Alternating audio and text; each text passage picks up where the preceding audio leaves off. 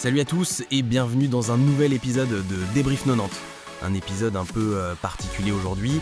On va parler d'un match dont l'enjeu sportif est proche de zéro, mais dont la portée historique et émotionnelle est immense. Salut à tous, en effet, on part à Buenos Aires, au mythique stade monumental, pour un Argentine-Venezuela. L'Albiceleste, championne du monde en titre, est déjà qualifiée pour le Mondial 2026. C'est ça. Une formalité. Sauf que, cette formalité pourrait être le théâtre d'un adieu, celui de Lionel Messi à son public. C'est la question qui brûle toutes les lèvres en Argentine, et pour cause. La bombe a été lâchée par le génie lui-même la semaine dernière. Il a parlé d'un, je cite, match très spécial pour moi, et il a ajouté cette phrase terrible, je ne sais pas ce qui se passera ensuite. Quand Messi dit ça, avec la Coupe du Monde 2026 en ligne de mire à 38 ans, waouh, tout un pays retient son souffle. Exactement. Ce n'est plus une simple rumeur de journaliste là, c'est une possibilité concrète. Non. Et la raison est purement logistique. C'est presque le calendrier en fait qui joue le rôle du méchant dans cette histoire. Après ce match contre le Venezuela, le programme de l'Argentine, c'est une tournée mondiale. États-Unis, Angola, Inde, puis des matchs en Europe. C'est fou. Plus rien de prévu sur le sol argentin avant le mondial. C'est incroyable de penser que la fin d'une histoire aussi légendaire puisse être dictée par un simple calendrier. Carrément. Ça rend le moment encore plus poignant. Et cette émotion, on l'a vu à l'état brut sur le visage du sélectionneur Lionel Scaloni. Ah oui. En conférence de presse, il avait les larmes aux yeux. Ces mots étaient incroyablement forts.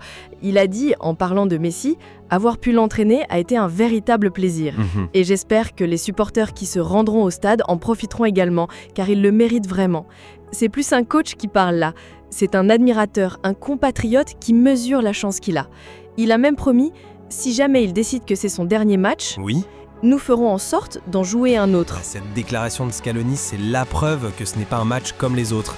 On est au-delà de la tactique, de l'analyse, on est dans l'héritage.